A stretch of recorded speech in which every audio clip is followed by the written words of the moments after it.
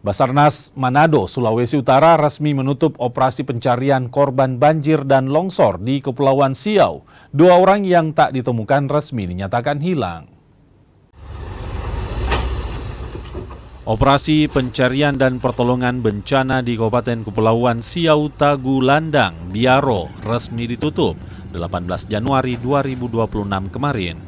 Selama 14 hari pencarian, tim SAR gabungan menemukan 17 orang meninggal dunia dan 76 orang dinyatakan selamat. Sementara itu, 2 orang yang sempat dicari kini dinyatakan hilang.